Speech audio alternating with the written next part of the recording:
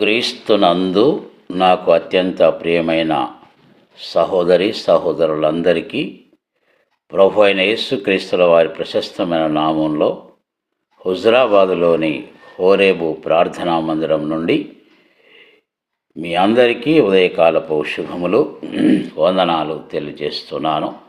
ప్రత్యేకంగా ప్రతిరోజు క్రమంగా ఈ షార్ట్ వీడియోను చూస్తూ లైక్ చేస్తూ షేర్ చేస్తున్నటువంటి మీకందరికీ నా ప్రత్యేకమైన అభినందనలు తెలియజేస్తున్నాను. మంచిదండి, దేవుని వాక్యాన్ని చదువుకుందాం. వైద్యుడైన లూకా వ్రాసిన అపోస్తలుల కార్యములు 17వ అధ్యాయము 30వ వచనం. ఆ అజ్ఞాన కాలములను దేవుడు చూచి చూడనట్టుగా ఉండెను.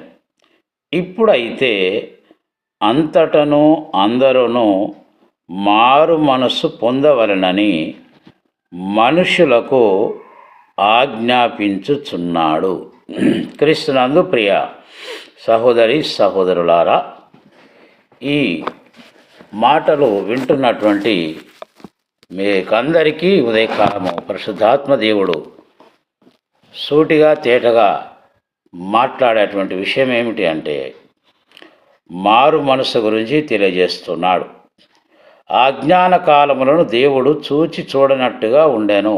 ఏ అజ్ఞాన కాలము అంటే మనకు వాక్యం అర్థం కానటువంటి దినాలు. బహుశా నిన్నటి వరకు కూడా సత్యవాక్యములోని సారాంశం మనకు అర్థం కాని పరిస్థితుల్లో ఉండవచ్చును. ఏది ఏమైనప్పటికీ ఈ దినము దేవుడు మనకు ఆజ్ఞాపించే ఆజ్ఞ ఏమిటి అంటే మారు మనసు పొందాలని ఆయన కోరుతూ ఉన్నాడు.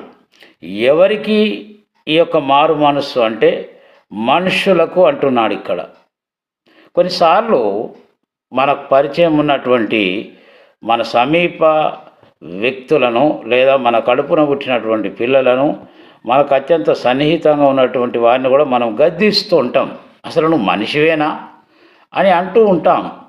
కానీ దేవాది దేవుడు తన స్వరూపమందు తాను ఇష్టపూర్వకంగా సృష్టించుకున్నటువంటి మానవులతో మాట్లాడుతున్నాడు. ఆయన నిజంగా నువ్వు మనుష్యుడవే అయితే ఈ దినమే నీవు మారు మనసు పొందాలని ఆయన ఒక ఆజ్ఞ మనకు అనుగ్రహిస్తున్నాడు. సోదరి సోదరుడా, ఇంకా నీవు నీ పాపపు జీవితాన్ని విడిచిపెట్టకుండా వాయిదా వేస్తూ వస్తున్నట్లయితే ఈ దినమే ఆ పాత పాపపు జీవితాన్ని ప్రభు పాదాల చెంత పెట్టి మారు మనసు పొందవలసిందిగా దేవుని సేవకునిగా నేను కూడా మేము బ్రతిమిలాడుతూ ఉన్నాను.